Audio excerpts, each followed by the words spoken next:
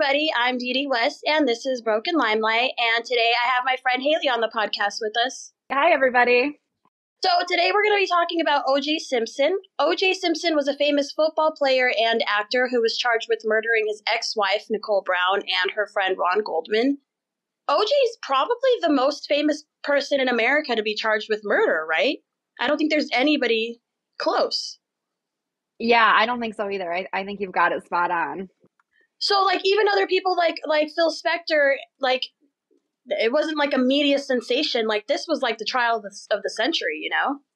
Right. I mean, technically he was found not guilty of the murders of Nicole and Ronald, which is pretty crazy. I know, and that's one thing that I'm going to do a little bit differently in this episode. I tend to stay pretty neutral, as if we don't know anything.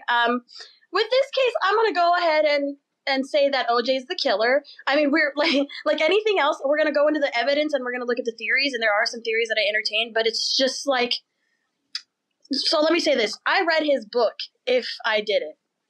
Mm-hmm.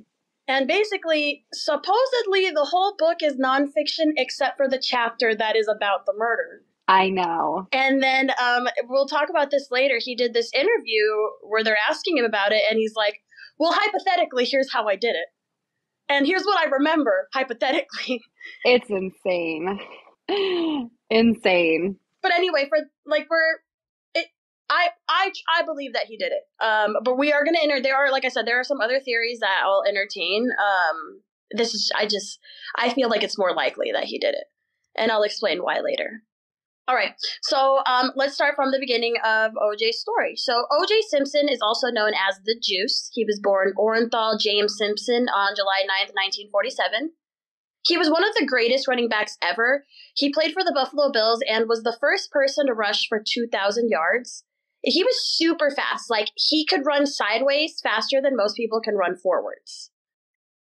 In 1985, he was inducted into the Pro Football Hall of Fame, and he started acting while he was in college, and he appeared in an episode of a drama series called Medical Center while he was negotiating his first contract with the Bills. So he was actually acting before he was playing football.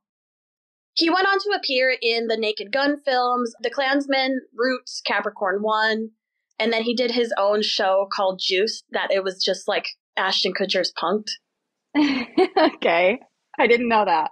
Yeah, that was after the trial and everything. I feel like that was him trying to stay relevant. Yeah, for sure. It was in 2006, I believe. He was also famously a spokesman for Hertz Rental Car Company. So OJ was born and raised in San Francisco, California, to his mother, Eunice Durden, who was a hospital administrator, and his father was named Jimmy Lee Simpson, who was a chef and a bank custodian. Jimmy Lee left the family when OJ was only 4 years old, but he remained present in his son's life. When OJ was a kid, he discovered that his father was a homosexual when he and his friend went to visit him, and Jimmy Lee opened the door with another man behind him, and both of them were wearing nothing but bathrobes. The friend, his name was Calvin, he was later quoted as saying, "Back in our day, that was the worst thing in the world that you could ever think about, an African-American man being a homosexual." Another source was quoted as saying, "Mama Simpson, as he was known to me, used to hang around the hotel where I lived and was frequently dressed in drag. Everyone knew he was OJ's dad. He got to be known as Mama Simpson because he favored young, butch white kids as boyfriends." Interesting. Later on, OJ would kind of be a little bit of a homophobe, and a lot of people believe this is why, that this was again, like they said, in that time, being black and gay, it was really shameful. Yeah, and it probably really did alter a lot for him, whether it should have or shouldn't have. I'm sure it did. Right, and this was still he was born 1947, so this was the 50s and 60s. So this was actually really similar to Marvin Gaye's story. Yes. OJ's maternal grandparents were from Louisiana, and his aunt gave him the name Orenthal, which she said was the name of a French actor that she liked.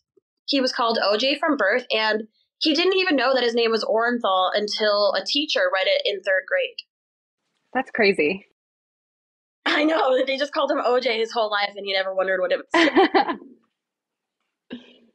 OJ actually had rickets as a child, and he wore braces on his legs until he was 5, and he ended up being bow-legged because of that, which is really interesting that he's so fucking fast. That is interesting. I had no idea. And like I said, OJ studied at USC, that's University of Southern California, and that's where he played football and started acting. At age 19, he married his first wife. Her name was Marguerite, and they would go on to have 3 kids together named Arnell, Jason, and a little girl named Erin. Erin actually died at 23 months old. Oh my gosh. Yeah, we'll get to it. It was really sad, and it was like right in the midst of their divorce. Oh gosh. So we're going to talk about Nicole real quick. Nicole Brown was born in Germany on May 19th, 1959. She was the second of 4 daughters born to Lou and Juditha Brown. Her mom was German, and her father was an American who was living in Germany. And the family moved back to the family moved to Southern California when Nicole was 4. As a child, Nicole was known for being really headstrong. Like, she was the type of person or the type of child who would fall down and get right back up and just like face her challenges head on. Like, there were a couple of childhood injuries that her family like always like teased her for. And she just like would like get up and dust herself off and like get right back up. So like one time she crashed her back and went like rear over handlebars, and she literally just like got back up and went, "I'm fine," and like got back on her bike.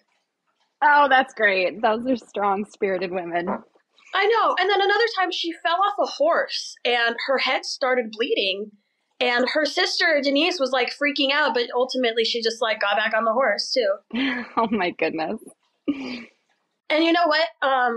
Just to like foreshadow a little bit, it kind of says a lot about having an abusive husband. And later on, people would say things about Nicole, like how she pushed his buttons. And it's like, maybe she just stood up for herself, you know?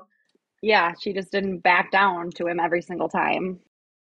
Nicole's sister, Denise, was 2 years older, and she was actually known as the pretty one, which is like baffling that like Nicole is not the pretty one anywhere she is, you know? Yeah, I would love to not be the pretty one and be as pretty as Nicole. I know. Can you imagine just like, I want this family's genetics, you know? Yeah, we need some of those. So Denise worked as a model, and sometimes she would invite Nicole to go on work trips with her. So Nicole ended up deciding to try modeling for herself, and when she graduated high school, she went to New York to work as a model. Introduce O.J. Simpson. Yeah. Because she didn't work very long as a model before she met him, I believe. No, actually what happened was she turned 18 on May 19th, 1977, and the very next day was the day that she graduated high school. So as soon as she graduated high school, she left her parents' home and she moved to LA, and just 5 weeks later, she would meet OJ. Gotcha. Yeah, that's what I thought. So young. And so yeah, she was literally on her own as an adult for 5 weeks before this man came into her life. Mm-hmm. So 18-year-old Nicole had just moved to LA, and she got her very first job at a boutique. After 2 weeks at the boutique, the owner offered her a job as a waitress at a club that he owned called the Daisy. A couple weeks into her new job at the Daisy, O.J. Simpson came in. O.J. was actually still married to his first wife, Marguerite Whiteley, who he had been married to for nearly 10 years at this point. According to O.J., their relationship had been rocky for a while, but I mean, wouldn't he say that? Wouldn't, yeah, if you're married and you found some young, hot 18-year-old. Yeah. So according to OJ, just before their 10-year anniversary, Marguerite sat him down and told him, "This isn't working, and I'm 5 months pregnant." So OJ was shocked and apparently was like, "Well, I need to take some time to think about this, so I'm going to go." Oh. And he told her that he was going to go to the mountains for a couple days to think things through. On his way out of the city, he stopped at a jewelry store and he bought her an anniversary present before deciding to have breakfast at the Daisy, and that's where he spotted Nicole. OJ was just a few weeks shy of his 30th birthday, so he was nearly 30 and Nicole just turned 18.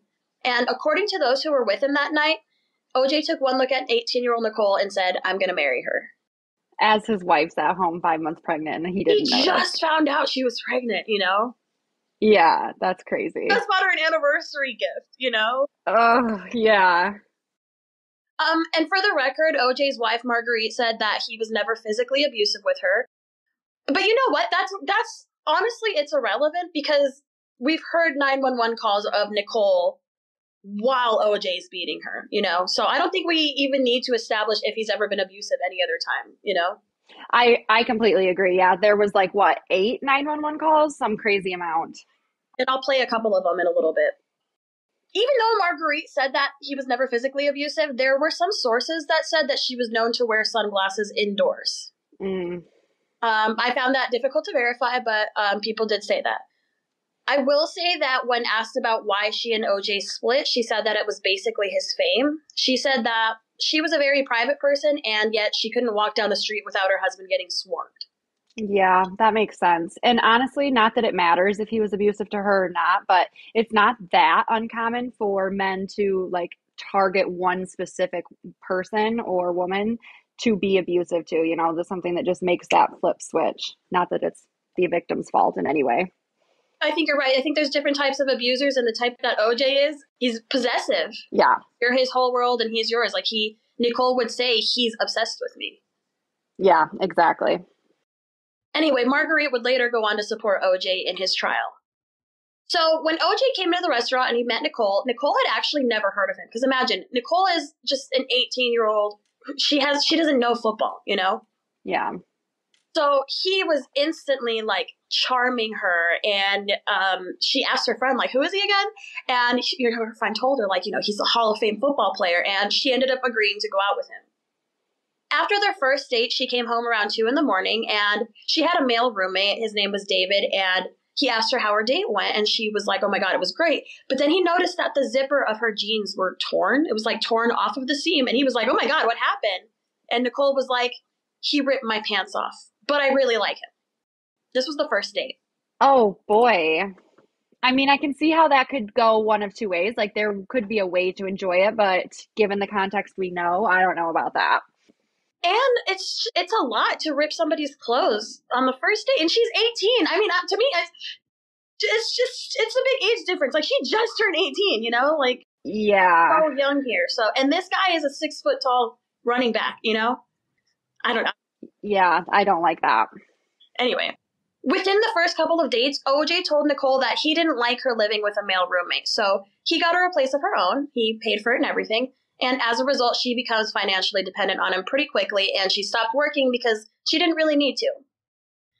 This effectively meant that her life as an independent adult only lasted a couple of months. Oh, no. By July 1977, OJ went to Buffalo, New York to train with the Buffalo Bills, and then he went back to LA briefly for the birth of his daughter, Erin, whose mother he's still married to. Mm-hmm. And she didn't say it, but I bet that's another reason she divorced him was because he's already dating another girl, Yeah, that makes a lot of sense. I think that's a pretty good reason. I don't know why she didn't just say that. Why'd you guys split up? Have you met Nicole? Yeah, well, she like defended him forever, so I don't know, some kind of loyalty. For real. After OJ went back to Buffalo, Nicole flew out there with her sister Denise to watch him play in a football game. And Nicole and Denise sat with a friend of theirs and OJ's named Mike Metello. When OJ ran out onto the field, he looked up at Nicole, like he found her in the whole crowd, and he winked at her. And he just made her feel like the most special thing ever. And Mike was even, like every time he scored a touchdown, Mike was even like, oh, he scored that for you. And Nicole's just beaming. Yeah, who wouldn't be? They both looked like they were absolutely in love with each other. But then at the end of the game, Nicole thanked Mike for the great evening, and she gave him a kiss on the cheek.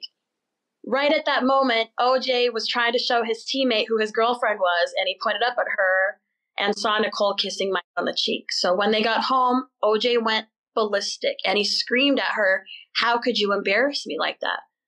So later that evening, Nicole was telling Denise, why does he treat me like this?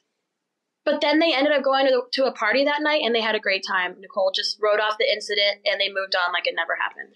Yeah, it's so easy to write it off as he does this because he loves me so much. And the thing is, OJ was a huge charmer. Yeah. He was charming, and we have to remember that about actors, that sometimes they're not just charismatic, but they're literally trained, and they know how to captivate an audience, Mm-hmm. Without a doubt. So I fully believe that that's what he did. He would love bomb her afterwards. And we'll have some examples of that. OJ began abusing Nicole pretty much right away. Eventually, it was found that Nicole had actually been keeping a safety deposit box where she kept diary entries and was like documenting evidence of the abuse. Those close to her believe that Nicole might have been documenting the abuse because she knew deep down that he might kill her one day. On Nicole's 19th birthday, so like not even a year after they get back together, OJ punched Nicole in the face and left her with a big black eye. And to apologize, he bought her a brand new Porsche with a giant bow on it. She said that she felt like an idiot driving around Beverly Hills in a Porsche with a black eye. Yeah, and can you imagine being hit in the face at 19 by a football, like a professional football player? I didn't even think about that. Yeah, that's terrifying. That is terrifying. Mm-hmm.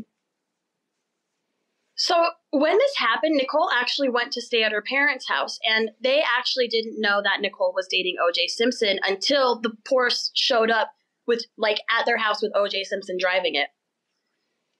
And here's what's funny. Apparently, Nicole's father was a little bit racist. According to Nicole's sister, Denise, she said, I think my father's reaction was, well, I guess if it's going to be a black guy, I'm glad it's someone who's not a bum. I know he thought that because that's how he thinks. Well, that's kind of gross. This is really interesting to me about this case because it says a lot about how a lot of people viewed O.J. Simpson. Yeah. One of the podcasts I listened to, it's called You're Wrong About, and they made a really good point about this. What they said was that people will put aside their negative prejudice of black people if that black person can suit their positive prejudice of rich people. Yeah, that's so true. And we see that all the time without even really noticing it. And this becomes so true with how the police treat O.J. Simpson better than they've ever treated a person of color in history. For sure.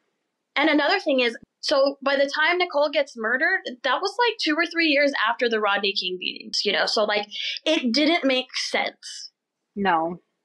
We'll go more into the details of that later. So OJ would lose his temper often, but those around him didn't really acknowledge that his behavior was abuse.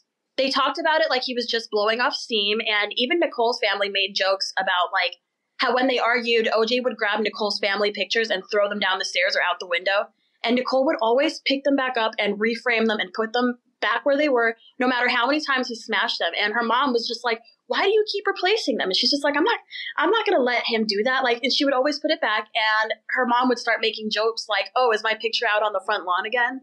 Well, some people also said that Nicole instigated disputes with OJ, saying things like that she knew how to push his buttons. Like I read some accounts from their mutual friends saying that OJ never said a bad word about Nicole, but Nicole was constantly talking badly about OJ. And when people say that she gave him a hard time, again, that probably means that she gave him shit about him cheating on her. yeah, and when you've been abused since the beginning, yeah, you start to not like somebody. And of course, the abuser is not going to be putting on their real, true self in front of others. Yeah, it's exactly that kind of thing how, like, men can, you know, express themselves any way they want, but as soon as a woman stands up for herself, she's emotional or hysterical. Mm-hmm. Aside from the fact that he was beating her, he also started cheating on Nicole pretty early on. One day during OJ's season with the 49ers, Nicole showed up unexpectedly at her parents' house after fighting with him again about his infidelities. She drove 8 hours from San Francisco to Laguna, and when she got there, she told her mom that he was an asshole and she was never going back. And her mom, of course, figured that she was going to spend the night, but she took a phone call from OJ, and suddenly she was like, I've got to go back. And she was out the door. And she drove back another 8 hours. No.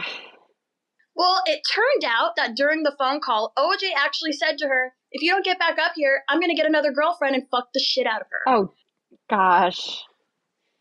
It's so sad. It is sad. And probably if it had been different circumstances and a different boyfriend, she would have been like, peace out, Girl Scout. But it's just the cycle. Yeah, and also at 18, how many serious relationships have you had, you know? Like, how much do you really know? Yeah, probably not a lot. Even if you have, it's... Right. Yeah. So they continued their relationship into 1979. One day, OJ was at practice while Nicole was hanging out with friends at home, and the phone rang. It was AC. AC is Al Cowlings, who was OJ's good friend. They were teammates in high school, college, and in the NFL. AC is also well known for having driven OJ in the famous police chase in the white Bronco. So AJ was calling up their home. I don't know what I said. So AC was calling them up at home, and OJ wasn't home. He was like out training. So Nicole picks up the phone, and AC tells him that he's in a hospital in Santa Monica, and he has terrible news. And here's a trigger warning. This is about the baby. So OJ and Marguerite's 23-year-old daughter, Erin, had fallen into the family pool and was in a coma. 23 months, right? 23 months. She was just a month short of her second birthday. Oh my gosh. So apparently what happened was So they had 3 kids. Remember, Aaron was the youngest, and then Jason and Arnell were older. They were like 9 and 11 years old at this point. Those 2 were like out front, like washing their parents' car. And Marguerite was actually paying the babysitter. And at that moment, I guess Aaron opened the side door and like went straight for the pool and went in. And apparently they got her out right away and everything, but the baby fell into a coma. According to a friend of Marguerite's, OJ showed up at the hospital and accused Marguerite of having been negligent and started shouting at her down the hospital halls, "You murdered my baby." Oh my gosh. My son is 2 years old and he does the same thing, straight to the pool every single time if there's that. So I can totally see how that happens, and it's terrifying, and that's very sad. Oh my God, that is my biggest nightmare. Mm-hmm. And again, they're still married at this point. They've been separated for about a year. Like, he's been dating Nicole for about a year at this point. Mm-hmm. Shortly after this incident, OJ and Marguerite finally officially signed a separation agreement. Marguerite was granted full custody of their 2 kids, Arnell and Jason, and she tried to get the Rockingham home and the divorce, but OJ would not give it up, even though it meant that his kids would be uprooted. Like, absolutely not. The 3 of you can find somewhere else to live. Yeah, I'm sure his attitude was very, this is all mine, mine, mine.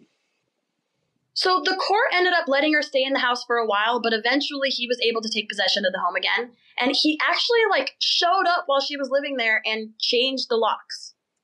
So yeah, she was unable to, like, fight it any longer. She had to get out of the house. Like, legally, the court was like, I mean, it's OJ's. So OJ and Nicole ended up moving into the Rockingham home, and this house now became the place where friends and family came over for holidays and big events, and they had parties all the time. AC was known to always be around. He was like almost like an uncle or a godfather to the kids. He also became really close to Nicole, and he was even protective of her. Like, if AC was present when OJ and Nicole got into fights, he would always take Nicole's side and tell OJ to stop. Interesting.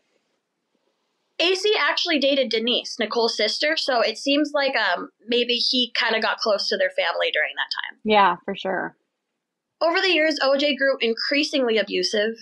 Nicole had documented in her diary that he once beat her with a wine bottle and broke her ribs. Mm. He would often apologize with lavish gifts like the Porsche. He also gave her a Ferrari once after a fight. After another fight, he apologized by proposing to her. Can you imagine? No, I mean, honestly, the sad thing is, yes, I can imagine because we hear about it so often, but thank God I can't relate at all. Yeah, truly. According to Kris Jenner, Nicole had really fallen by OJ by then. She had said, the 2 of them were madly in love and had this obvious chemistry that you could feel whenever you were in the same room with them. They absolutely could not keep their hands off each other. He was already incredibly possessive of Nicole. Even when she would go to the bathroom, OJ would wonder out loud when she was going to come back. Like, he would say out loud to his friends, like, when is she coming back? That's crazy. I don't know how their friends weren't, like, how red flags weren't screaming at them. I know, but I can kind of see how people could think that's endearing. Like, when you're at a party, everything's going on. When's my babe coming back? Like, oh. It shrugged everything he did off as like, that's just his personality, as if he's just like an impulsive guy, Yeah, and hindsight is 2020. Nicole and OJ married on February 2nd, 1985 in the backyard of the Rockingham estate. Nicole didn't really tell anybody about the abuse she was experiencing, but she did talk to her friends about him cheating on her, and she really thought that once they got married, he would stop cheating. Mm. By this point, Nicole was already pregnant with their first child. That would be their daughter, Sydney. During this pregnancy, OJ became really fixated on her weight. He expected her only to gain the weight of the baby and no more. And not just that, he believed that it should be no more than 7 pounds. Oh, my goodness. Small baby she was allowed to gain. Yeah, never mind that the placenta weighs like, 5 pounds itself? Oh, my God. Nicole became pregnant with their son, Justin, in 1988, and during these pregnancies, OJ was not only sleeping with random women, but he was also having a long-term affair with an actress and model named Tawny Katane. Mm. And this was pretty well known. At one point, Nicole actually found a bracelet that she thought was going to be a gift for her, and then she later saw Tawny Katane wearing it. That's scandalous and heartbreaking. I know. It must have broken her heart. Yeah. Nicole started refusing to have sex with OJ at one point because he never wore a condom with anybody and he refused to get tested. So she was legitimately worried about getting an STD, and I feel like that's fair. Yeah, for sure. Ugh. Around fall or winter of 1985, just a few months after their wedding, Nicole drove home from lunch and OJ began attacking her car with a baseball bat. Like, she parked her car and he just started beating it, and she had no idea what was happening. So she was terrified. She got out of her car and ran into the house, and she called 911. The officer who showed up was named Mark Furman, and he's going to come up again later. OJ was able to convince Furman that this was just a marital spat, and he was really just taking a bat to his own car. He was like, that's my wife. This is my car. I should be able to destroy it. And the police were like, well, that's fair. Yeah, sure, dude. Cool. Every time the police are called to Nicole and OJ's home, OJ convinces them that it's just the husband and wife discussion and they have it under control. Like, it doesn't seem like they ever asked Nicole what she wanted or needed. Mm-hmm. And they were also kind of starstruck. Like, for a lot of people, OJ was a sports hero and all the police, like, try to be friendly with him. Like, they were kind of gushing over him. Yeah. It's so weird how, like, for men, being a sports hero, it's like this guy rushed 2,000 yards and that's important, you know? Thank goodness he did that. A hero, you know? Yeah, for sure. And like I said, Mark Furman will come up again later in the story. He was pretty racist, and he would later be accused of framing O.J. Simpson out of anger about, like, a white woman being with a black man.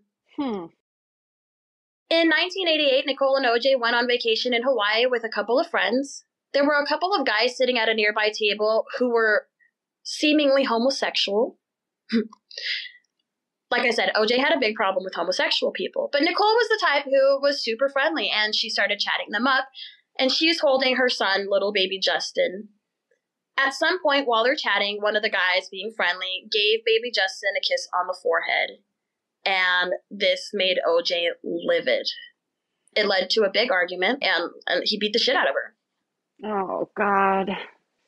In fact, I think I have a picture of her diary entry where she writes about this. I'll upload it on the website. Shortly after returning from Hawaii, Nicole and OJ went out on New Year's Eve with their friend Marcus Allen. Marcus Allen was a football player who was OJ's prodigy. Apparently, Marcus flirted with Nicole a lot, and she always shut it down, but her friends say that she told them that she actually really liked him. Either way, nothing ever happened. It's just like he flirted with her and she might have enjoyed it. Yeah, she's probably terrified to even look his way too long. Right. So they all went to dinner, and when they got home, they got into a big fight. OJ told his friends later that they had been drinking and Nicole was upset because she found the bracelet that was for Tawny Katane. But apparently they started fooling around, and when it came time for Nicole to give him oral sex, she said no, and OJ became upset. This is in OJ's words, by the way. They started arguing about her refusing to have sex, and what follows is what OJ calls a mutual wrestling situation. Oh my gosh. According to Nicole, he beat her and punched her in the head. Yeah, this 20-year-old woman is willingly wrestling with them. Oh, wow, that is insane to even say. And I think it's so funny that these are his words, that he's like, yeah, she wouldn't give me oral sex, so we fucking wrestled. Yeah, whoever won had to do the oral sex. That's regular. We all do that. Right. Like I said, this was on New Year's Eve, so about 3:15 a.m. now, New Year's, Nicole calls 911. All that can be heard on the call is a woman screaming and being hit. That's all you can hear. Oh. Around 3:30 a.m., 2 police officers showed up at their home. The housekeeper answered through the intercom, and she told them that everything was fine and they were not needed.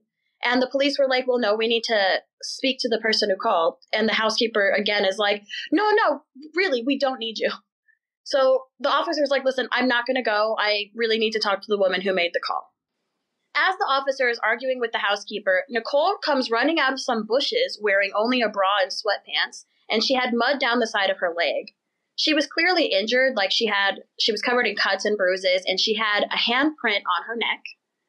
Oh my gosh. She ran across the driveway to a post with a button to open the gate, and there at the post, she collapsed while pushing the button. She was yelling, "He's going to kill me, he's going to kill me." And as the gate opened, she ran into the officer's arms, repeating, "He's going to kill me, he's going to kill me." And the officer asked, "Who's going to kill me? Who's going to kill you?" And she said, "OJ." So the officer was like, "OJ Simpson, the football player?" Which must be so frustrating. Yeah, seriously. Like, "Oh, OJ Simpson? Where?" And I hope she fired their housekeeper. I don't think it was up to her, you know? Yeah, I guess she was probably scared too, but jeez.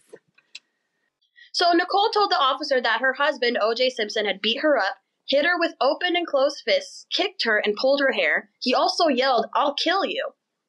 Nicole told them, "You never do anything about him. You talk to him and then leave. I want him arrested. I want him out so I can get my kids."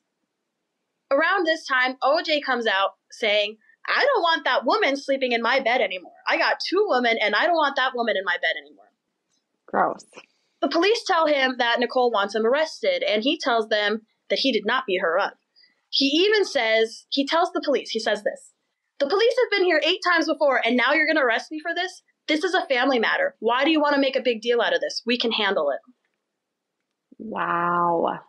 I just want to cry for her, you know? I know. And like how? How have the police been there 8 times and they're still not arresting him? I know. They're not doing anything. They can't even put a cop car outside. Yeah. So the police allowed him to go inside and get dressed, and he fled. By now, Nicole had filled out a report, and she had her injuries photographed, which is way more than the police had ever done before. Nicole also had her sister Janice take photos of her injury so that they could show them to her father. And apparently her father believed that she could still make it work with OJ. Of course he did. And this brings up, for me, a lot of questions about her household and, like, if her parents allowed that kind of behavior, and, like, maybe that's why she is having such a hard time leaving. Not that it's easy, but... Right. I'm sure at that time, too, they were very, well, you got married, so you already did it. You're stuck. Yeah.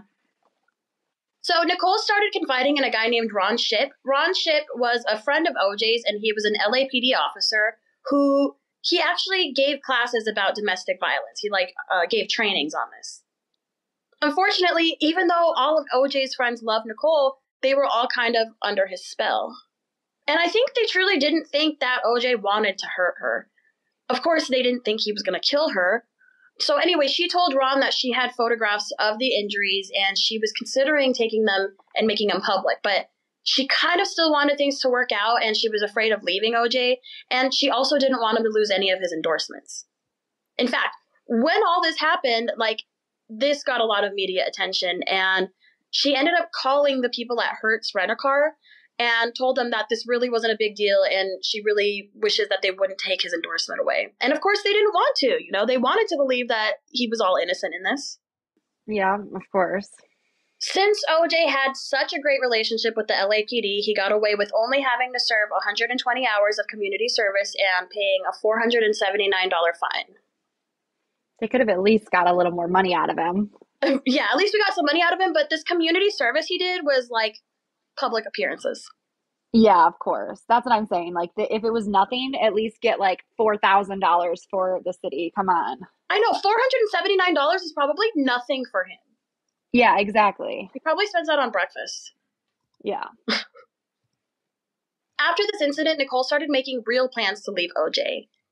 He didn't take it very seriously, and he told people that this was just a phase. Like, she was going to come back around, and, like, she could go do her thing, but, like, she wasn't going to sleep with anybody. Like, that's not going to happen.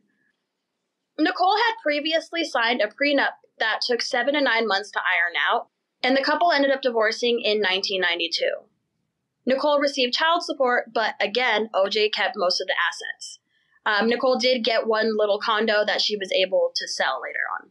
Again, he insisted on keeping the main house, even though that meant that her and the kids would have to leave. Mm-hmm. Initially, OJ was in total denial of their split. He would call Nicole 10 to 15 times a day and would even go as far as to sit in the bushes to stalk and see what she was doing. That's insane. And these poor kids, too, are seeing their dad's behavior. Yeah.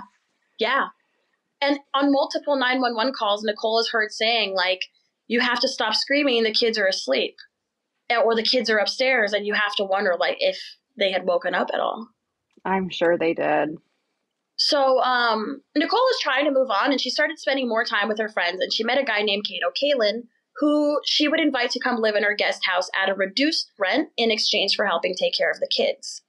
It's also possible that having a male presence made her feel safer. Mm-hmm. Especially with fucking OJ out literally hiding in the bushes. Yeah. Ugh.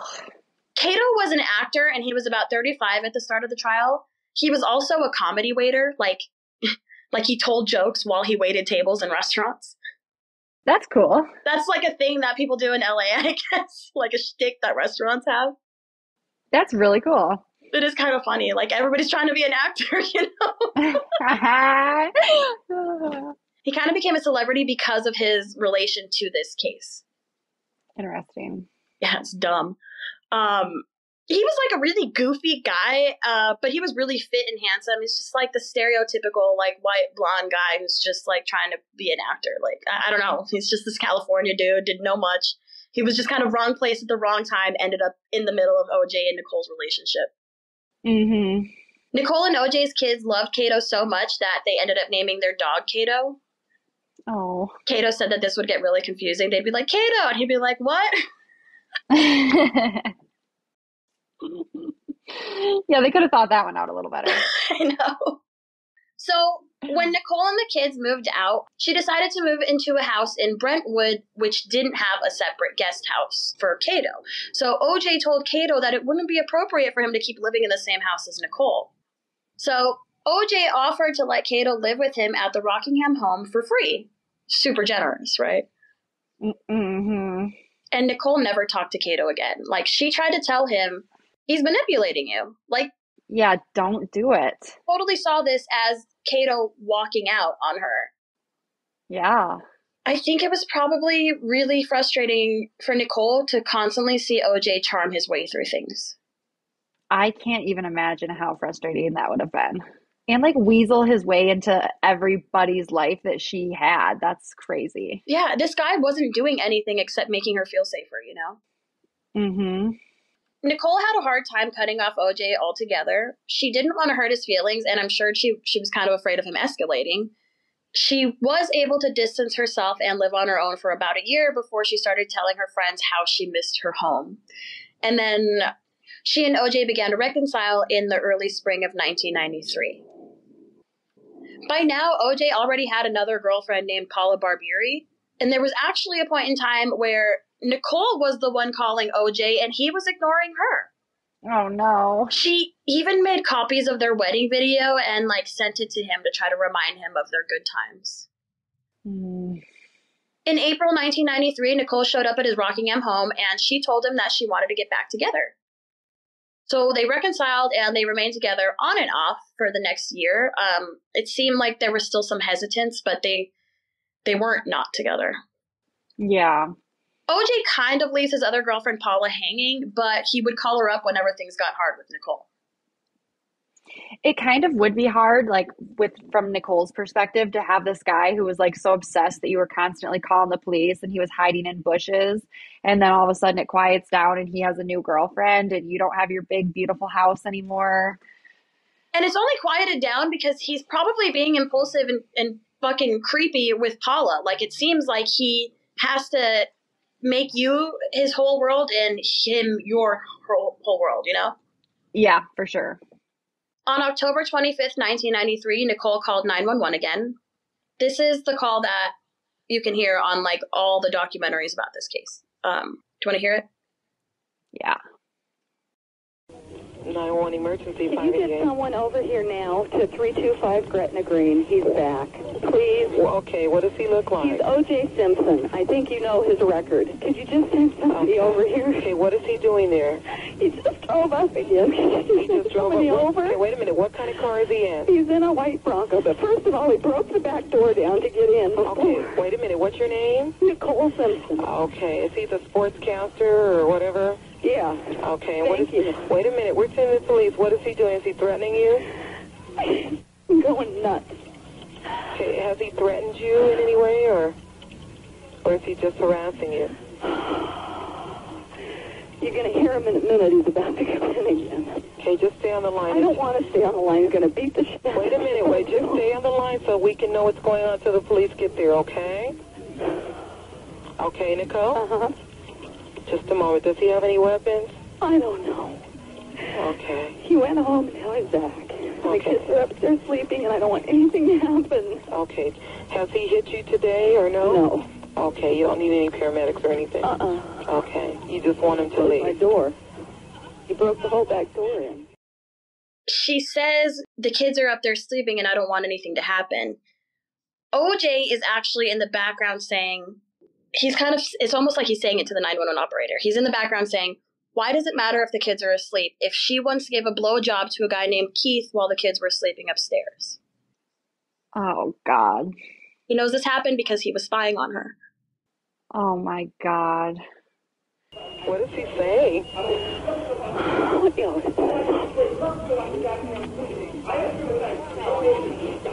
Unit, your domestic violence at 30 Crescent 325 South Grizzly Greenway is too high. The suspect is now entered in the shelter. And it is refusing the lead. It's called too high. It's been 4221 already 825 children involved.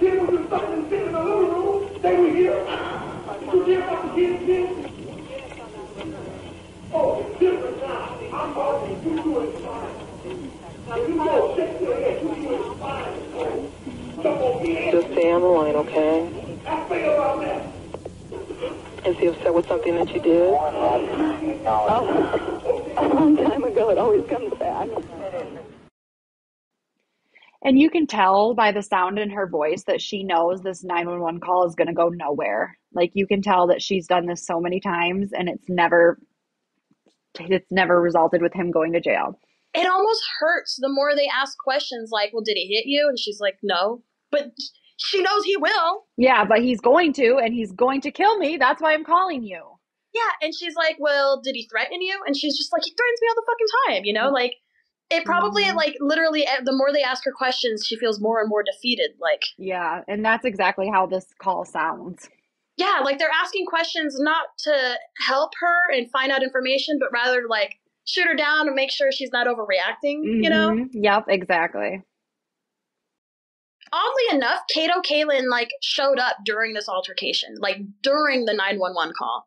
And at first, he tried to stay out of it, and, like, he just went to his guest house and was, like, about to go inside. But he decided to turn back at the last minute and make sure that that Nicole was okay.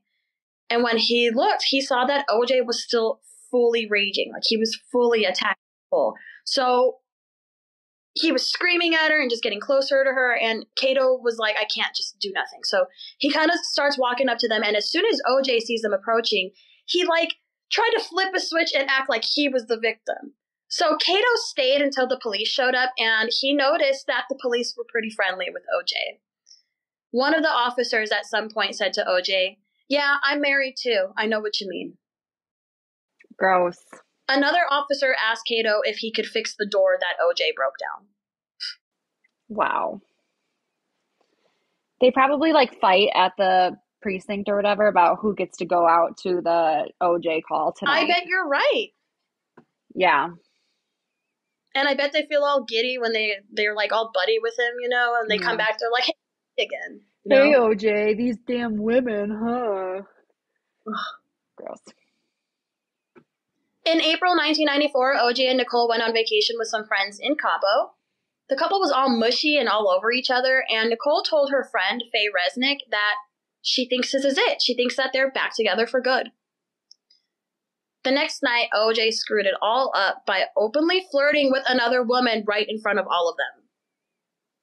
Nicole stayed silent, like it was like she was blocking it out. The next day, the whole group of friends went snorkeling and they were hanging out, and OJ told everybody, all their friends, about how Nicole had this huge fear of frogs. Now, most of their friends knew that this was a phobia for Nicole, and it wasn't something to tease her about. But OJ was telling them about it like it was fucking hilarious. Like, he was talking about how ironic it was that his wife's biggest fear was frogs, and he was getting ready to star in a series called Frogmen. So then he looks at Nicole and he says, hey, baby, I'm the Frogman. Now, what do you think about that? Gross. Then as he walked away, she turned to her friend Faye and said, I don't think that's funny. He finds this to be funny. This is not funny at all. It's cruel. I'm afraid this man will kill me someday. That just goes to show how, like, your gut just knows too. Like, she knew from the freaking jump how her story was going to end. I agree, because it's interesting. She wasn't only keeping a diary of the abuse. She was keeping it in a safe deposit box, you know? Mm-hmm. She was keeping it super safe. And she was also including, like, pictures in it and stuff, like pictures of the abuse. Yeah. Like, this woman believed there was a serious threat to her life. Mm-hmm. The next day, OJ flew to Puerto Rico for filming, and Nicole told Faye, "That's it. I can't do it. I can't be with OJ. Seriously, it's over. I feel that if we get back together, he'll end up killing me. I don't think he's changed." After returning from Cabo, Nicole seemed to be finished with OJ. On May 8th, she updated her will, and on May 14th, they had their daughter Sydney's first communion, which OJ didn't attend. Nicole was, like, really hurt by that. Like, that wasn't important enough for him to show up to. Yeah, I would be too. But then on the week of Nicole's birthday, which was May 19th, she got pneumonia, and OJ decided to charm Nicole by stepping up as a parent and taking his kids to and from school, which seems like a lot when you don't do shit. Mm-hmm. Whoa! Good job, OJ. We're all very proud. Yeah, so, and then he, like, brought Nicole her favorite candy and stuff, and Nicole, like, let him, but then on May 22nd, after she started feeling better, she broke things off with him, and she even gave him back a bracelet that he had given her, and she told her friends that she told him she couldn't be bought. Now, OJ tries to reconcile things with his other girlfriend, Paula. In early June, Nicole told a few people that a key to her house was missing from her keychain, and she was worried that OJ had taken it. On June 5th, Nicole called up her friend, Jean McKenna. Jean was a realtor, and Nicole told her, basically, OJ threatened to report me to the IRS. What happened was she had a condo that was, like, the one that was left to her in the divorce, and she sold it, and she bought her own apartment in Brentwood with her own money. The problem was that she reported the Rockingham house as her primary residence, and it wasn't her primary residence anymore. So this would mean that if OJ turned her in, she would have to pay the IRS $90,000, which is all the money she has. So he would have just, like, bankrupt her and the kids, you know? Yeah, of course. On June 7th, Nicole called Sojourn House, which was a shelter for battered women in Los Angeles. She told them that her ex-husband had been stalking her and threatening to kill her. See, this is what it's like. Did OJ kill her? Well, there's a lot of fucking documented evidence of him getting really close to killing her, you know? Exactly. Like, way more than any other case that I can think of. And her trying so hard to leave, you know? Like, she's calling the shelter, even though, like, he's not living with her anymore, and she's still terrified of him, you know? Yeah. On June 10th, Nicole and Jean drove around the neighborhood that was near OJ's house to see if they could find any homes. I'm thinking this is her way of, like, selling her apartment and trying to fix this IRS situation. Yeah. So she tried to find homes near OJ because, like, you know, for the kids to be near their father. But she couldn't find anything, like, that was affordable for her. So they ended up going to look in Malibu, and she found something that was perfect. It was within her price range, and she liked it, and she could actually see herself moving on. On June 12th, Nicole and OJ's daughter had a dance recital. OJ got there late, and he didn't sit with the rest of the family. According to Faye Resnick, Nicole said to OJ, "Fuck off, get away from us, get out of my life. You're not welcome with this family anymore." Reasonable. And she had her whole family with her. I feel like maybe she's finally feeling stronger. She's got some support behind her and stuff. Mm-hmm. Afterwards, OJ tried to get Nicole and the Browns, like her family, to pose for a family picture in the parking lot, and of course that didn't work out. The Browns decided to go out to dinner, and OJ asked if he could join, but Nicole was like, "No, you can't." And I can't imagine that made him happy. No, I'm sure it did not. Especially, like, he thought he had the Browns in a bag at this point. Yeah, he probably doesn't understand when his charm doesn't work, you know? Mm-hmm. At dinner, there's a waiter named Ron Goldman who Nicole kind of knows. She mostly know him because they have friends in common, but they don't really know each other. There's been a lot of speculation about whether Ron and Nicole were romantically involved, and I think that's because one of the biggest theories is that OJ killed her because she was sleeping with Ron, or at least because he thought she was sleeping with Ron. Right. From what I gather, I don't think Nicole and Ron were involved at all. Nicole's friend Faye says that Nicole had a crush on Ron, but it doesn't seem like anything ever actually happened to them. In fact, I've even heard some people speculate that Ron might be gay. Anyway, Nicole saw him at the restaurant and she said hi. When dinner was over, Nicole said goodbye to her family and she took the kids to get ice cream on the way home, and then she put them to bed. Around like 9:30 p.m., OJ actually went to McDonald's with Kato Kalin.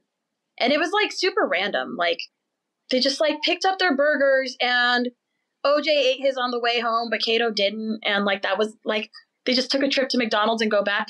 And some people wonder if this was OJ trying to build an alibi. Interesting. So this was at about 9:30 p.m. Like I said, once Nicole and the kids got home, she put the kids to bed, and then she talked on the phone to her friend Faye. Then after that, she got a call from her mom, and her mom told her that she left her glasses at the restaurant. So she asked Nicole if she could like go to the restaurant the next day and pick them up for her. But Nicole's house wasn't far from the restaurant, so she called up the restaurant and asked if she could talk to Ron Goldman. And she was like, hey, when you get off work, could you like swing by and bring me those glasses? And he was like, yeah, like I'm about to get off work. So around 10 p.m., Ron went home, changed his clothes, and then headed to Nicole's house with the glasses.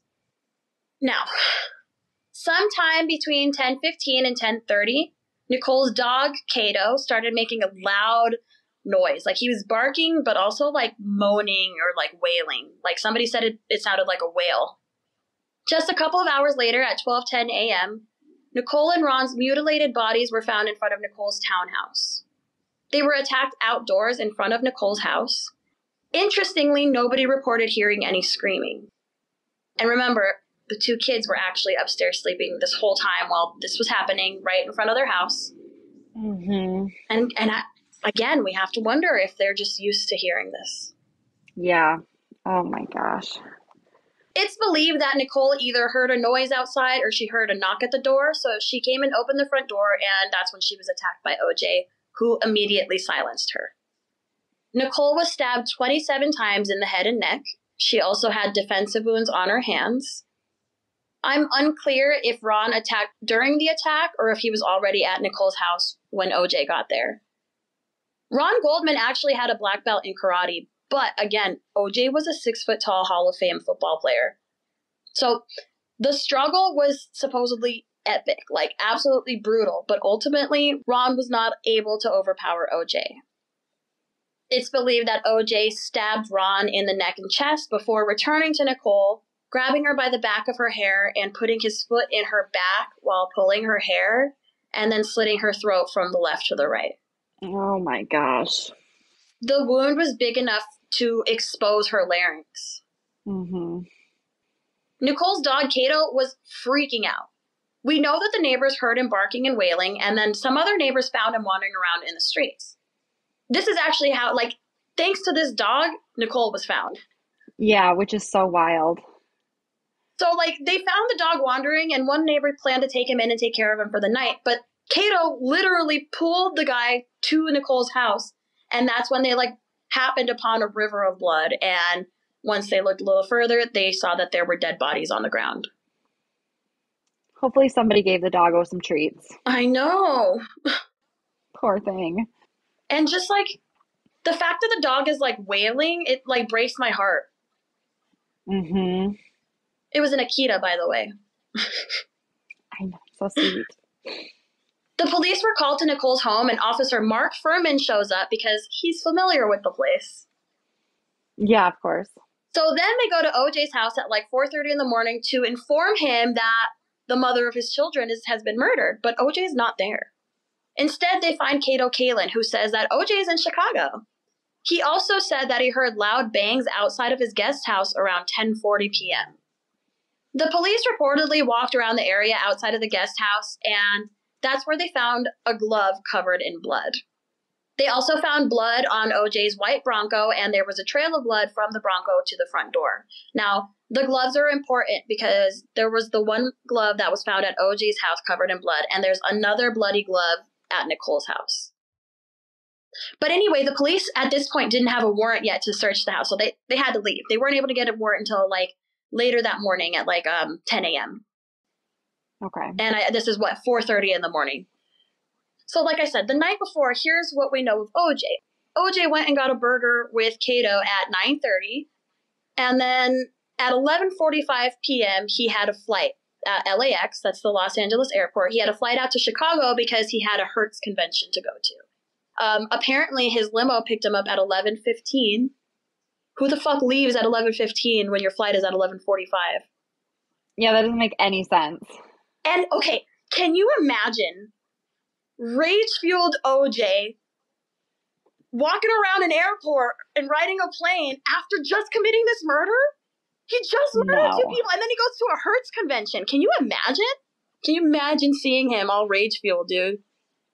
Yeah, he had, because like there's no way that you could have hid the adrenaline that he had to have been feeling. Oh my God, I know. Crazy. So now the day after the murder, OJ's in Chicago, and he was notified of Nicole's murder, and he was like, you got to get on a plane back home. So he gets on a plane back home. By then, the police had obtained a warrant to search his house, and they found more blood. So when he got home, the police immediately handcuffed him, but only for a moment, because he was able to OJ his way out of it. Of course. And basically they agreed, like, we don't need handcuffs. OJ's going to meet us at the police station. So the police questioned OJ, but they pretty much let him take the lead. Like, they allowed him to ramble on without giving any concrete details. Like, for example, they asked him what time he did something. He'd be like, must have been around 7, 8:30, maybe 9:30. Oh my. Gotcha, great, cool, okay. Or the police would ask, what were you doing? And he'd say, oh, just running around, doing what I do. And not a single person is asking, what the hell does that mean? Yeah, oh. He just charged his way out of everything, and the police let him go home. That's insane. Enter Marcia Clark. Marcia Clark was the Los Angeles County prosecutor at the time, and she was just baffled at the way that the police were handling things. Like, she got word of all this at the time when they came to ask for the search warrant for his house. And she also was like, who? The sports guy? To this day, she is not over how the LAPD failed to question O.J. Simpson. I mean, they failed to establish a timeline because of that. Yeah, exactly. Also, O.J. had a large cut on his left hand, and when the police asked about it, he was like, oh, I cut my hand in Chicago. But Marcia was like, well, then how the fuck did you get blood on your Bronco? Yeah, then how? Ron Shipp, remember Ron Shipp was his cop friend. He also heard OJ telling different people numerous versions of what happened to his hand. Like, he asked him what happened, and OJ was like, yeah, I cut my hand in Chicago. But then later, Ron heard him tell somebody else, oh, I cut my hand while chipping golf balls. And then later he told somebody else, yeah, I was getting something out of the Bronco and I cut my hand.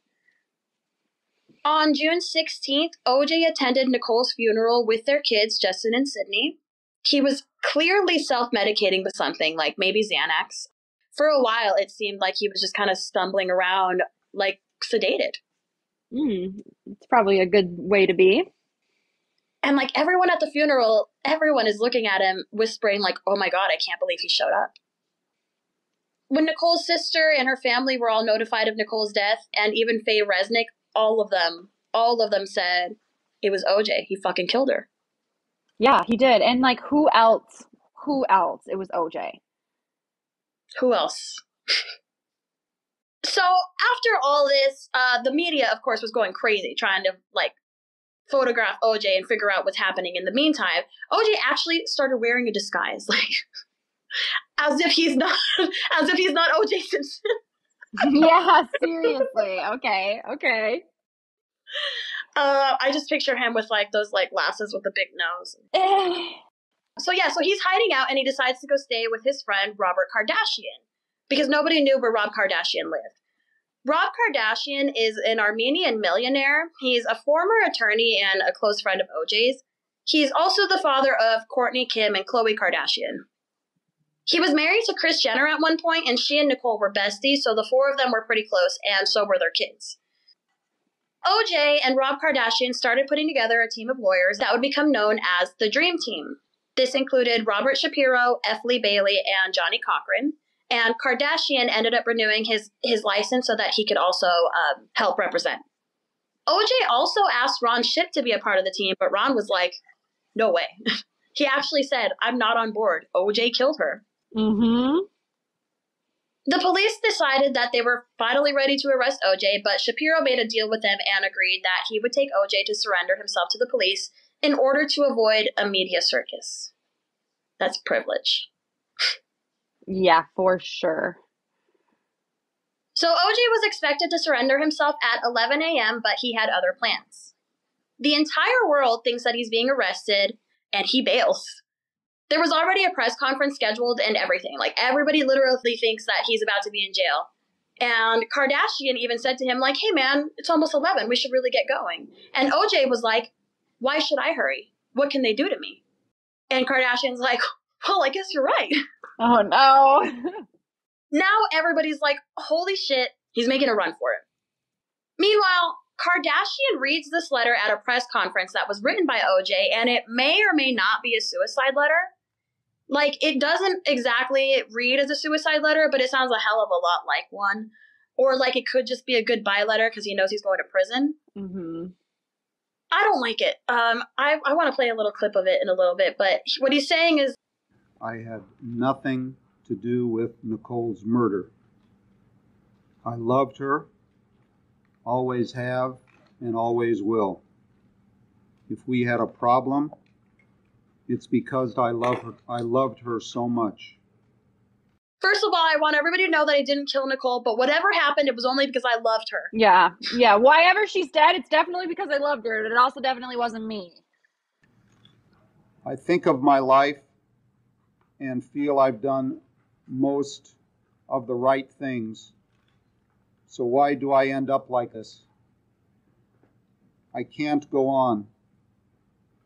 No matter what the outcome, people will look and point. According to Kardashian, OJ really was talking about killing himself and was actually like going from room to room and like trying to find the right place to do it. He ultimately decided to go to the church where he got married and kill himself there, and he was like, you know what, I'm going to have AC drive me there. So Kardashian tried to talk him out of it, and he even tried to like stall. He was like, hey, let's all take a selfie together, and OJ made up his mind. So at this point, Kardashian just kind of like accepted it. He put it in the hands of fate, and he decided that if a man wants to kill himself, he should be allowed to. Yeah. So OJ and AC left, and Kardashian fully believed that his friend was off to go kill himself. Hours after OJ was declared a fugitive, he was seen in the back of his white Bronco being driven by AC Cowling. OJ held a gun to his own head and told AC to drive or he was going to kill himself. The police were pursuing him, and this was like 20 police cars, but it wasn't exactly a chase like how people would refer to it still like 30 years later. It was like they were going like 35 miles per hour, so people said it looked more like a presidential motorcade, like all these police cars just kind of like slowly following him. It was like, it wasn't a chase, it was more like a moving negotiation, you know? Yeah, exactly. There were news crews and helicopters broadcasting everything.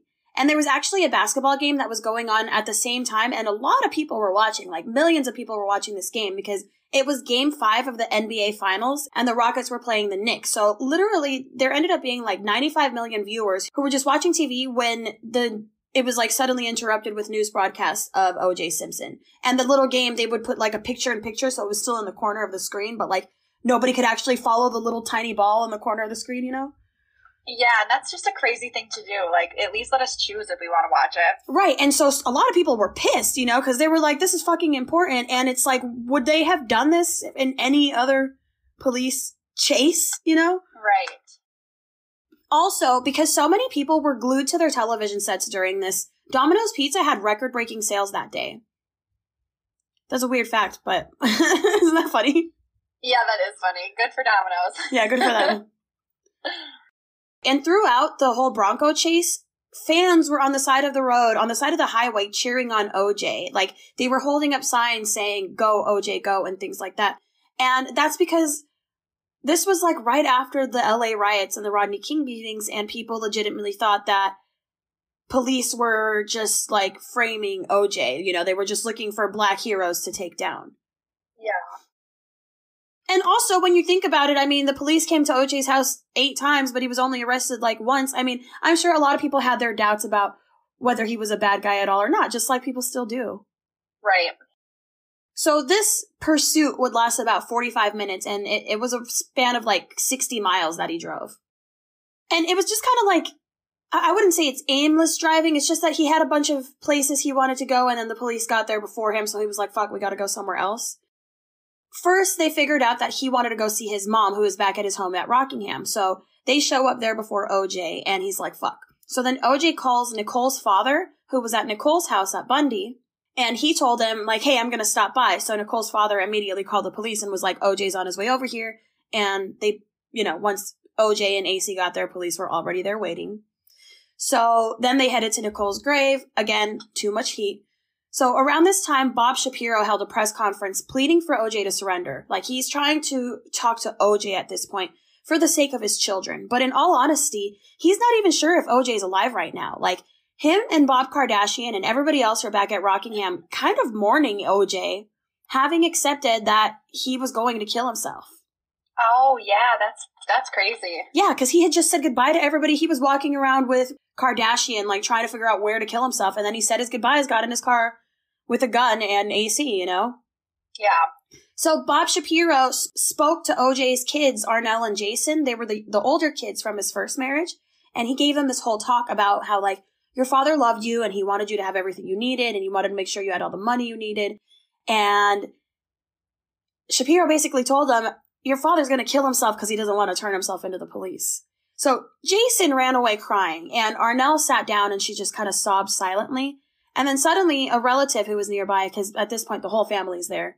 So a relative nearby turned on the TV and was like, wait a minute, he's right there.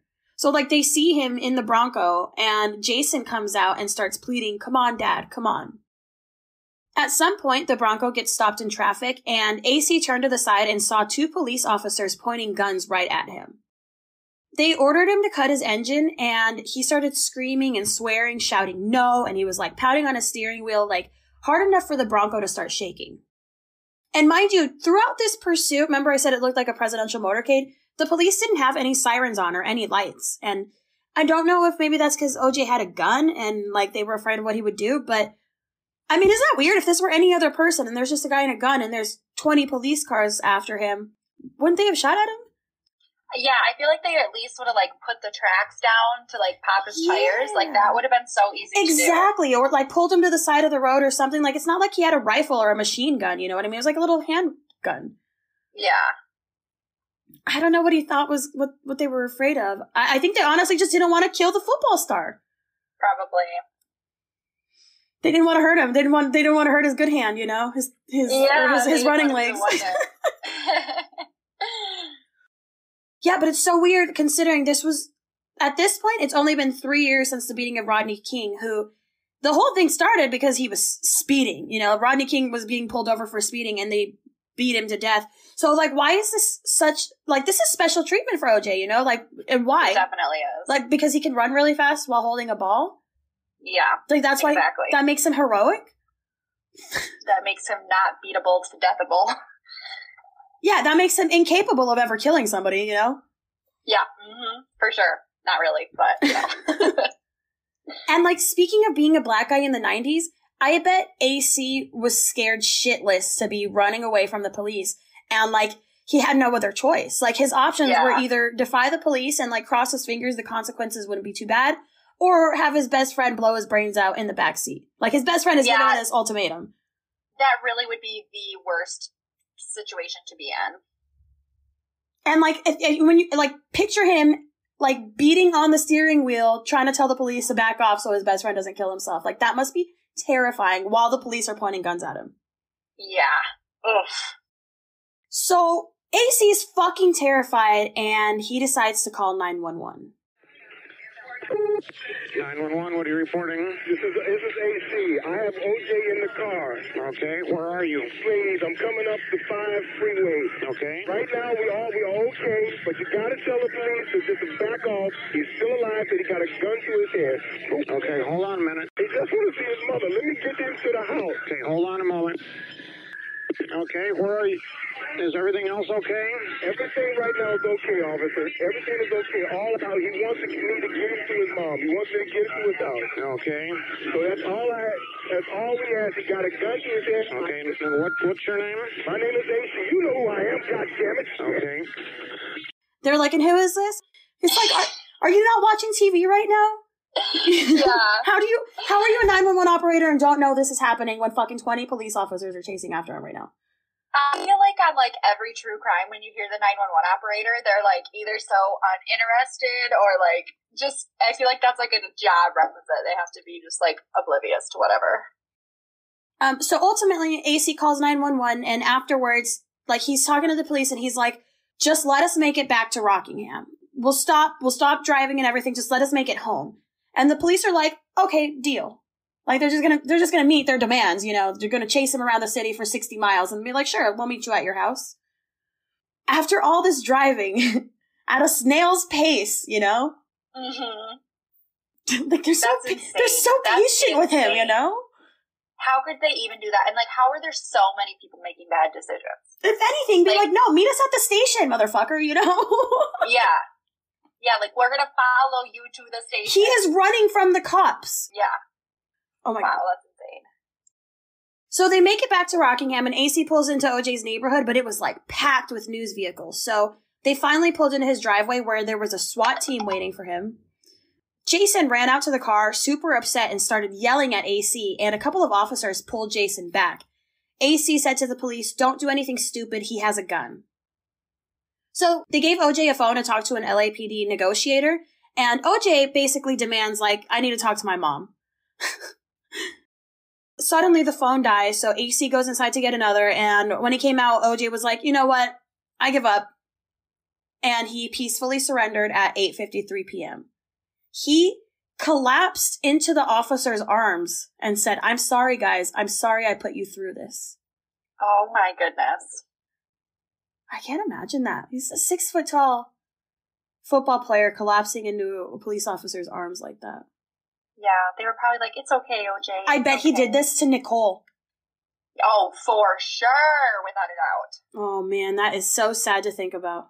To just, like, crumble into her arms like, I'm sorry, I didn't mean this.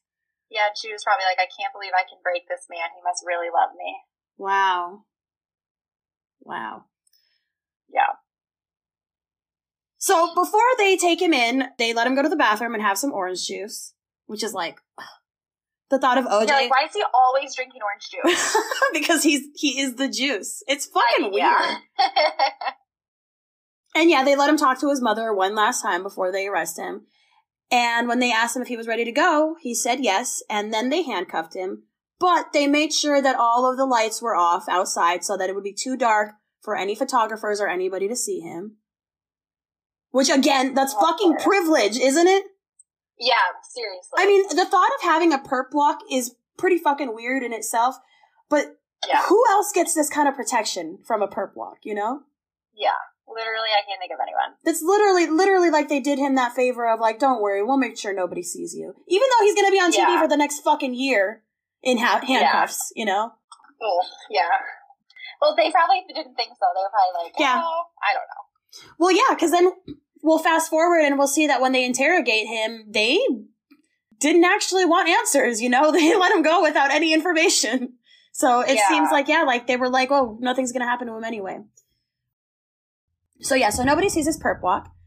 OJ was booked, and he would remain incarcerated through the end of his trial, which would last 15 months. This was crazy. That's insane. Yeah. And this is where we're going to end part 1. So in part 2, we'll get started right from the beginning of the trial. And this trial is fucking bizarre. Like, legitimately was the trial of the century. This was the first trial where they allowed cameras in the courtroom.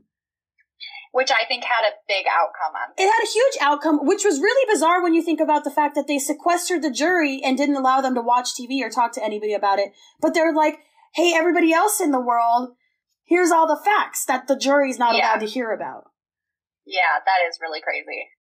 And this case made the front page of LA Times for 300 days. And like, because of all of this like media on it, there were other deaths that were getting like overshadowed.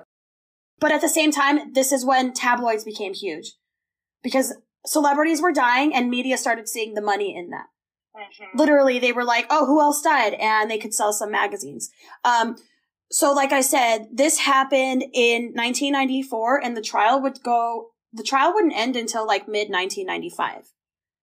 Wow. And this happened, June 94? Kurt Cobain had actually just died in March of 94. And Selena Quintanilla would just die like a year later in early 1995. So like all of these were highly publicized cases, but you have to wonder if they might have overshadowed each other.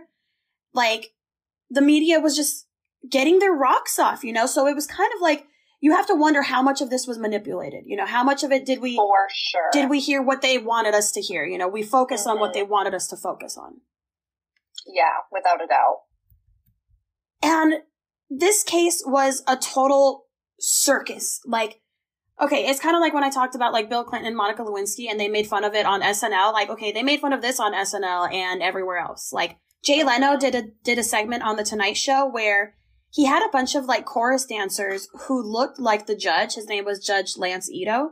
And they did this like jazz number with a lady who looked like Marcia Clark.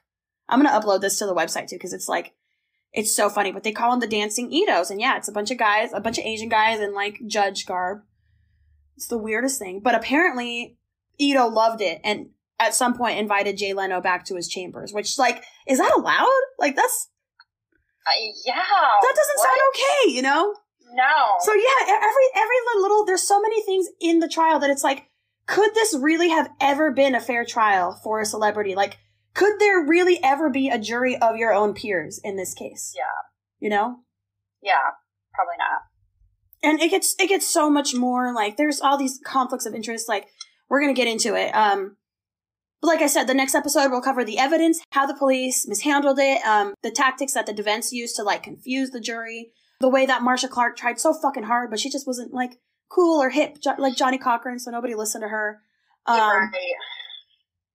They almost had to, like, declare a mistrial and start all over. Like, this whole thing was a fucking mess. And at the end of the day, he basically got let off the hook. And there's so much to talk about. Like, he wrote books about this where he, like, responded to, like, letters and interviews. And then he got arrested again in 2007 for stealing back his memorabilia, which is, like, ultimately what got him in prison. Yeah, which is so crazy to think about. And literally when they arrested him, they were like, this has nothing to do with the death of Nicole Brown, which definitely means it was. It has everything to do with it. We're gonna get you, guy. They would have arrested him while, like, walking his dog if they could have, Yeah, for sure. Okay, so that's everything. We're gonna go more into the timeline and shit because it's gonna go into the testimony and all the witnesses and everything and why this case failed. Because I'll say it again. Spoiler, OJ's the killer. For sure. OJ Simpson is the killer. Alert. And I'll tell you why. I'll tell you how everybody and his mama fucking knows that he did it. Yeah, perfect. So yeah, and Haley's gonna help us break down some of the theories surrounding it too, and we're gonna kind of like dissect it and see where we can get the truth out of that and what else is just kind of like what's the word? Speculation. Yeah, perfect. All right, so don't forget that you can go to brokenlimelight.com and it's literally like a follow along to the episode. There's pictures and videos and a transcript of this. I'll link all of the interviews that I can find that I've talked about in here. And yeah, I'm going to tag Haley on the posts about this. So Haley, tell us about your social media, where we can find you and what we can see on there. Yeah, most of my social media handles are at Haley Up and Coming, and then I just go by my name on Facebook, Haley McConnell. I post a lot of stuff on there. I post a lot of stuff about competence and just becoming the best version of yourself. So it's pretty fun over with me on my socials. Thank you. For sure. Thank you so much for doing this with me. This was a lot of fun to talk to you about. So I'm really excited to get into part 2 and like break everything down with you. Me too. All right. Thank you guys. Don't forget to follow us on social media. I'm Didi West and I'm under Broken Limelight. I'm on TikTok. And you can go to didiwestmusic.com for anything else about me. All right. Thank you guys. Bye. Bye.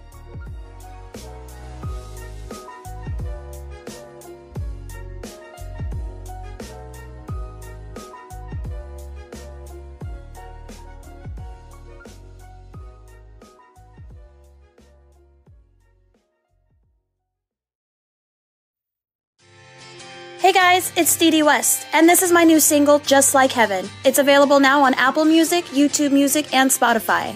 Enjoy!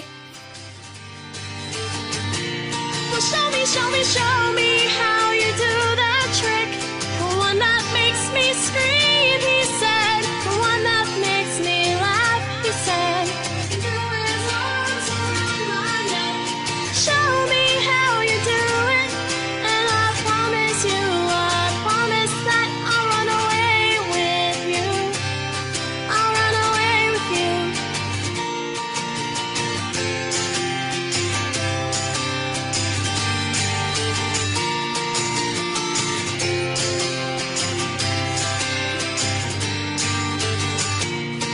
Spinning on that dizzy edge, I kissed his face and I kissed his head, and dreamed of all the different ways I had to let him know. Why are you so far away? He said. Why won't you ever know that I'm in love with you? Yeah, I'm in love with you.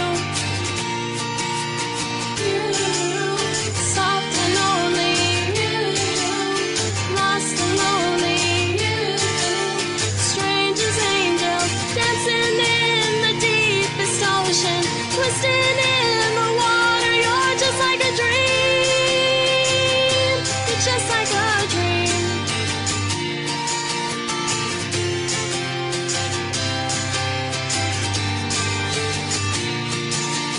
Well, daylight whipped me into shape. I must have been asleep for days and moving lips to breathe his name. I opened up my eyes and found myself alone, alone, alone above a raging sea. Saw the only boy I loved and drowned him deep inside of me. You, soft and lonely, you, lost and lonely, you, you're just like heaven.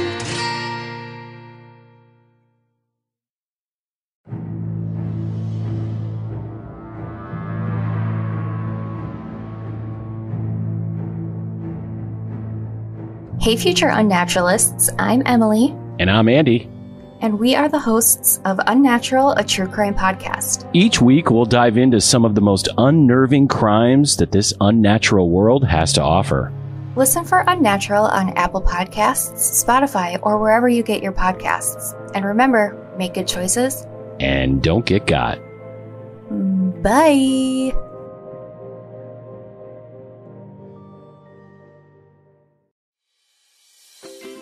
Bark box, bark box, bark box, bark box. You guys know my dogs, Jude and Eleanor Rigby. Well, we just started getting them bark box, and I'm telling you, your dogs will love you. No more are they angry at the mailman. No more, I say. It's like a box of dog joy that's delivered every month, and each box tells a different story with different themed toys, treats, and photo-worthy props. Typically, what we get in each box is a couple of toys, a couple of treats, and a chew, but you can actually tailor fit your box to fit your dog's needs. Guys, I'm telling you, your dogs will love you, even more than they already do. So try it out, and if you use my link, you'll get a free extra month of BarkBox, which is a $35 value. So just head to barkbox.com/brokenlimelight and get started on your first BarkBox today. BarkBox, BarkBox, BarkBox, BarkBox. Nailed it, Jude.